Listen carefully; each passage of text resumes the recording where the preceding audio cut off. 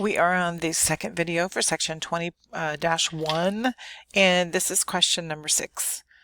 At the beginning of each period for 10 years, Merl Agnes invests $600 semi-annually at 5%. What is the cash value of this annuity at the end of year 10? All right, so a few things we need to look at. It says at the beginning of each period for 10 years. So that means we need to get our calculators back in begin mode. So you're going to push second begin, second set. And then you'll have it ready to go. And it'll have BGN on your screen on the calculator so that you know that it's ready. It's $600 semi-annually at 5% interest. And so let's get this all on our chart. Okay, so it's semi-annual for 10 years, and that means twice a year. So we're going to take 10 times 2, and that's going to be 20 periods. 5% interest, so we divide that by 2 because each period, this is how much interest will be applied to the balance. Our present value is 0. We are paying $600 at the beginning of each period, and that's twice a year, semi-annual. And then compute.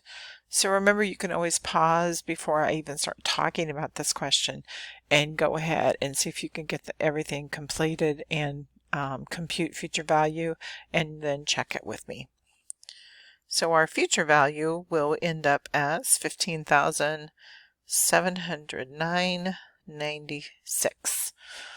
Something that I like to do is just like, how much money did we invest? Well, it was $1,200 a year for 10 years. So we invested $12,000 and the payout was $15,709. So then you can see how much interest was earned.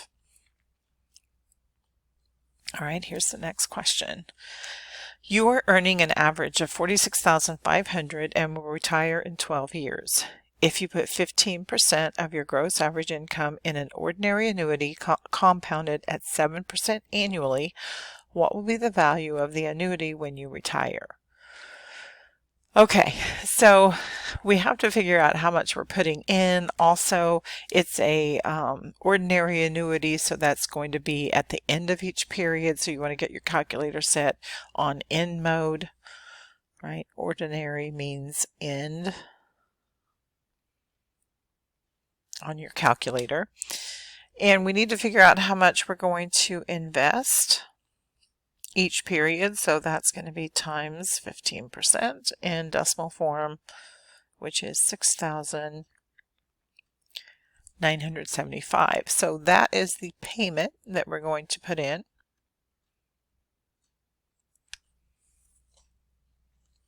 And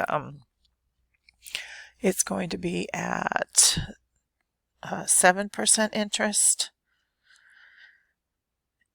It's annually, so we don't have to change the interest rate because we're just dividing by 1. We're multiplying by 1 for the number of periods. And you guys remember, you can put this on your calculator in whatever order you want to, but of course everything has to be in there before you push compute.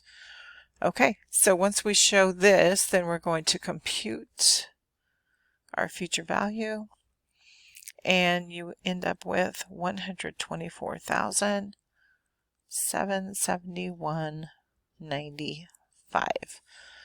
So that's how much money would be in there at the end of 12 years of investing.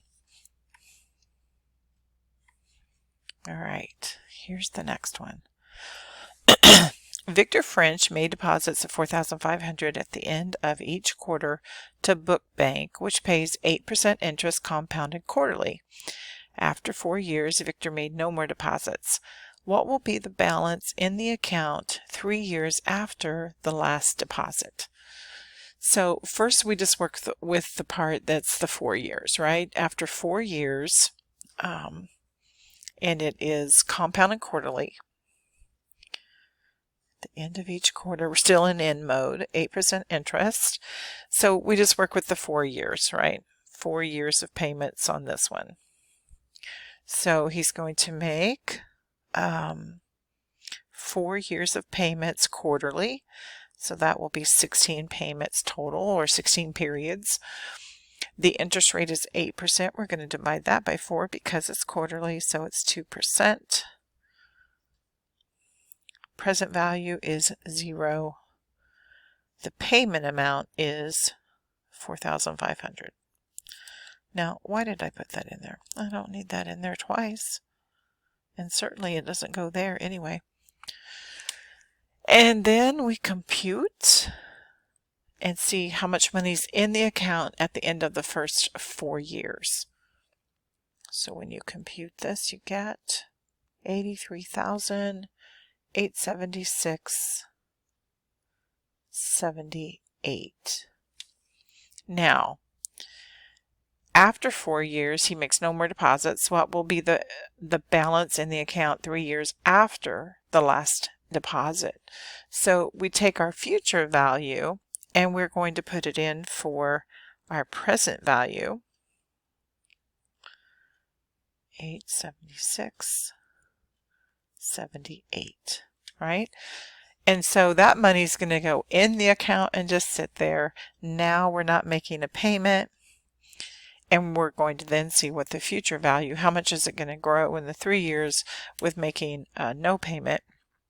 So 3 years quarterly would be 12 periods, and 8 divided by 4 would be 2%. So that part is the same on the interest rate. And we're going to compute our future value then. So the $83,000 grows to $106,376.04 in the 3-year period when it just sits there. So what is that? A little over maybe 22 some thousand, 22 plus $1,000 that it earns on interest just sitting there. And this was the 3-year period. Okay. And that's the last example for this lesson. And so then next video will be over 20-2. Bye everyone.